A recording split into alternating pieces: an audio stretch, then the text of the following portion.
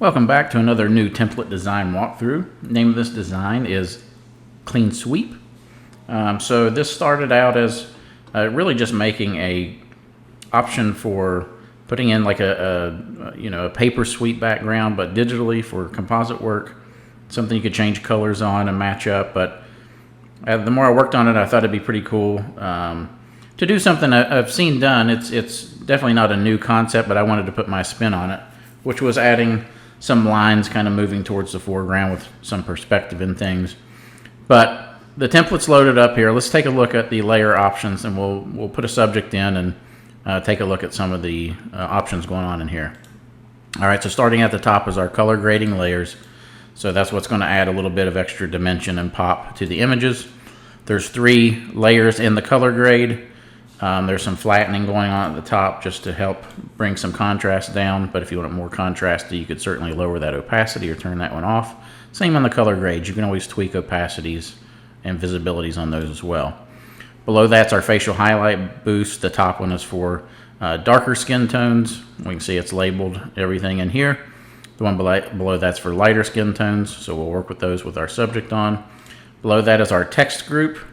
So it's just very simple text. This design is laid out to be very clean and with not a lot of frills going on. All right, so very simple text group here that can be moved around, anywhere into the canvas very simply. So we'll look at that in just a minute as well. Marked in red as usual is our subject group. So in this group, you can see subject goes right here. Below that, this is actually our shadow that's creating that corner of the wall effect in the background there. All right, that could be turned on and off. We got a little extra pop of brightness happening on that background right here. Below that, this is our floor and ground shading. So this is what's going to make that look more dimensional, a little bit more realistic and three-dimensional in there. Now, if you wanted to adjust these for any reason, you're going to see if you expand this group, you basically have a group with a mask and a layer with a mask below it. So the group mask is what's affecting this kind of floor glow and vignetting here. So if we hold shift and click on this mask, you're going to see that turns that off. So if for any reason you wanted to resize this, you could actually unlink this layer and this Command or Control T on that layer, and you could make this bigger and reposition if you wanted to, or bring it down a little bit more. So that's controlled right here on this layer mask for the floor, and then the background is the one inside the group. So you could Command Control T and resize that one as well, and that's going to make that, that spot bigger there in the background. But anyways, that's what's controlling that lighting effects in the background is this group here. All right, below that, by default it's turned off, but we have an option to turn a floor logo on. So this is done via a smart object. All right, so if we wanted to update this smart object, what we would do is double click on the layer thumbnail here. That's going to open up a new document window. You can see there's a sample school mascot in here by default, but we could drop another one in. So let's drop in this wildcat here. Let's make this slightly larger and apply it. We'll turn the background off. So this is set up that if I close this, it's going to ask if I want to save. Click yes. It's going to automatically apply the floor perspective on it. Now, if you wanted to adjust that perspective at all for any reason, all you'd have to do is Command or Control T, and then just right click and click perspective. And then you could actually make that wider if you wanted a steeper angle based on your subject, or more shallow just by pulling that corner in and out. All right, so very easy to do there. You could also use your move tool if you wanted to position that a little bit higher up onto that floor. So again, very easy to move and manipulate that to put, a floor logo in there for your subjects to stand on. So let's just back that out and reset that. Now below that, this is going to be our background stripes. All right, so this is what's going to create those stripes in the background. Let's expand this group and we'll walk through these quickly. So there's a bunch of options in here. So the top option is this wide center and thin edges. Now those thin edges, let's change the color on those so those show up there. All right, so very easy. If this option is turned on, then all you have to do is click, and you could select uniform colors, or you could type in a color. You could pick whatever you one, it's very easy to change the colors of these stripes with the way this is set up. All right, so just easy, straight color pickers in here. So if we turn that off, the next one is this 3 wide, 4 thin stripes. Again, let's change the color so you can see that. All right, so that's that layout there. Below that, again, let's change this. So this is the offset. So there's a left offset, and this one is a right offset. You could actually turn both those on at the same time if you wanted that look for any reason. So again, you could mix and match which are on here. Below this one's got a lot of color changes because this is kind of a funky one that I thought is kind of cool, which is this multiple stripes, different gaps kind of option. So these are grouped so that each one has like a little group with its own color control. So if you just wanted, for some reason, like one of those groups to pop with a different color, you could definitely do that. So those are all controlled with these different layers up here. All right. Below that, this one is this triple wide stripe. Let's make this red so it stands out. So it's like this, no gap in between, 3 stripes there. You could always turn this top one off if you wanted to do one just big wide stripe there. Next, 2 stripes with a gap. Let's again set this to a color that we can see. So 2 stripes with a gap in between. That's that one. There's just a single middle stripe there. Below that's the double middle stripes with no gap. Let's set our color here. So you can see those are kind of like right next to each other. And again, very easy to change these colors. Okay. Below that, double middle stripes with a gap. So if we turn this one on, that's going to look like that. It's going to have more space in between them. Below that is the triple middle stripes. Let's change this white over to color. There we go. All right, so 3 with a gap in between. And then finally, we have the quadruple middle stripes. Again, let's change our white over here to red. And you're going to see we've got 4 stripes with the gaps in the middle. So, several different looks going on within here that you can choose from and customize those colors. So let's just lower that for a second. And then the last thing is there's a half split on here. So if you wanted to do like half the background one color, and then you wanted to turn that on, with some stripe options to create, basically just a host of different possibilities in here. Let's say like the double middle or something like that. You could definitely set up something, or even like the single, if you wanted to do a split this way. That can look really cool too. So again, there's just some different options in here that I think will be fun to play around with. And then of course in the background is our overall background color. So we could set everything to a color and then, do kind of inverted stripe options and things. So let's change this maybe to black or to white. All right, so again, very easy and quick to use these options in here. So let's just scroll up here. Let's turn a subject on. We'll just turn one on here by default. So got a subject at the top here, so we'll turn our subject on. Again, it's just simple as dragging down, dropping into the subject group, and you can see how some contrast, a little bit of color gets applied in there. All right, so the first thing that I like to do is ground my subject to the floor with some shadowing. I get asked a lot if there's an action or anything to create ground shadows, and it's much more difficult than most people think. I have worked many times over the years to try and create some sort of action or even a Photoshop script that will do this, and it's very tricky to do. But I'll show you how I like to hand paint mine in. I just like to do it on a few different blank layers. So the first thing I like to do is just start with a blank layer. I'm going to zoom under here to the feet, and the first thing I want to do is what we would call like that contact shadow. So let's grab a black brush, and I'm going to keep my flow down, maybe around 30-35%. And so the first thing I want to do is kind of create that line of shadow here where that foot touches the ground. And I want to try and do it kind of in one motion, so it's not too choppy. It's just one soft, continuous edge here. All right, so kind of like that. So there's the first one. Now I like to do another blank layer, and this time I'm going to bring my flow down a little bit more. And I'm going to bring the brush bigger. And one thing I like to do is from the inside of the foot is just start to create some shadow that kind of pulls away from the foot like this. All right, so then we'll paint a little bit here, and we'll get underneath that foot a little bit more.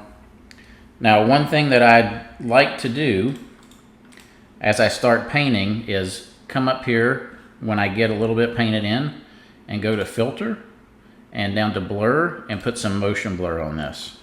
Now, because he's standing at an angle, I kind of want to work this at that same angle a little bit. Let's bring that blur down some. But I just want to blur out so it gets nice and softened as it moves away from our subject. And then I'll probably even pull opacity off of that just a little bit. And then I'm going to do a new layer. Now this time I'm going to make the brush even slightly bigger and kind of just pull across basically the whole length of our subject here in that same angle. Then we're going to do the same thing, filter, blur, and do some motion blur. Maybe bring that up so it blurs out just a little bit more. All right, that's looking pretty good. And as I start to build these up, that's when I can play with the opacities of like maybe that underlying one a little bit, maybe the opacity of that new one, bring down just a little bit. And once I start to get happy with that, I'm just going to do one last one that darkens up right by the edges of the feet one more time. So new blank layer, grab my brush, make it a little bit bigger, and where that foot's kind of contacting out towards the ground is just pull a little bit of dark shadow in away from the foot. And really it honestly doesn't need to have a ton of realism when it comes to shadow direction on these, especially if you're lighting your subject from 3 sides, front and 2 edge lights. You can really get by with almost any kind of ground shadow that you want, as long as it's kind of like softened and kind of pays attention to the feet and making it sure it's darker by the feet and fades away. But let's do another little bit of motion blur on this. So not quite that much, let's bring that down a little bit. All right, that looks pretty good. Maybe just slightly drop the opacity. And so that's how I would handle just hand painting in some feet shadows. I know it can be a little bit of a pain if you're working with hundreds of kids, but if you're making some custom senior banners and stuff like that, you can actually put these in pretty quick. It's not too bad. All right, so there's our subject in there. Now let's match things up to our subject and his uniform colors and stuff. All right, so the first thing that I want to do is let's set a background color here. So I'm just going to bring up the color picker window and just use the picker tool to pick one of his uniform colors. So let's figure, so we could see what a yellow looks like. There's a little bit darker yellow, which actually looks pretty cool. The brighter yellow even looks pretty cool. The blue looks cool. I really love the simplicity of this design. I think it's just a nice, cool, clean look. Let's go with that kind of mid-tone blue. That's pretty sweet. All right, let's click OK there. Then I'm going to turn on a logo just to see, do we want to drop a logo in under this? You can see, again, he's the Tigers. This is a Hornets logo. But you could definitely drop a new one in, but it's just a cool look even like this. Just the floor logo on, standing there. That looks pretty sweet on its own. But let's work with some stripes. Let's turn some stripes layers on here. And the first thing I like to do is figure out which ones I want to use. I like all of these is the problem, so sometimes it's hard to decide. I really like the offset ones like that, which is probably what I'm going to choose. Let's look at the multi-stripe. That could be really cool. Yeah, I mean, just all of these I think have a lot going on for them for different reasons. Just a cool, simple look here. But I think after seeing these, I think I'm going to go with the offset one for this one, even though that's really cool too. Let's do this one first just to decide here. So let's see what the center stripes look like with some of this yellow from the jersey. Well, that's a good tone right there. Now once I find the color I like, I just copy this color out. So Command or Control C and click OK. And then that way for the next one, I can just paste that in that way. And we could see what the outer one, since there's white accents in this, we could we could pick some whites there. And it's not pure white, so it's a little bit off. So that definitely looks pretty cool too. I dig that. Let me see an offset one just for the difference, because I do like the look of that one. So that's up here. So let's do the same thing. Maybe let's go white on the outer one.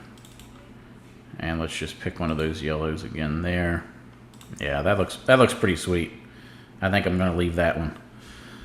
So then the last couple things we'd want to do, I'm happy with that, is we're going to go up here and update the text. All right, so the year, that can stay the same. Name, let's put the new first name in. And last name. And then we can, let's move this. I'm just going to grab the whole group. Well, first I've got to uncheck my auto select. There we go. I'm going to move this whole group and set colors, and then we'll figure out where we want to place it. And then I'm going to show you a little trick here on lining things up that I like to do. So let's leave the first name as white. Let's see the last name. If we set that color, well, that's our first name. I got to pick the right one. There we go. Yeah, that looks cool. And then the year, let me see what that looks like in black. Let's leave it yellow. I like that. Now, one thing that I like to do is I like to center that year up on some of them, just depending. But on this one, I want to center that year up on the name. I'm going to show you the easiest way to do that. As long as that year doesn't extend past the first or last name, is just to grab the group and press Command or Control A. That's going to select the whole canvas. And then with the Move tool, I can just click the center icon up here, which is going to center this group. So basically it's centering the first and last name on the canvas. And then if I just come down and click the year and hit center again, it's actually going to center that on the canvas, which is going to center it on the first and last name text. All right, so now if I deselect and grab the group and move this around, everything's centered up here together. And so then I can choose where to place it. I think it looks pretty cool down here by the leg. So something like that looks pretty cool right there. The last thing that I would want to do is maybe come up here to the facial highlights, grab a white brush, maybe bring the flow up just a little bit. And then if there's any highlights on the face, I could just lightly hit that. And that's just going to boost those facial highlights so our subject stands out just a little bit more. So there we go. Really simple to use, really nice, clean look. I'm really loving this one. The more I play with it, I'm just excited to make more images with it. But I hope you get a ton of use out of it. I would love to see what you guys put together, and I will see you on the next one.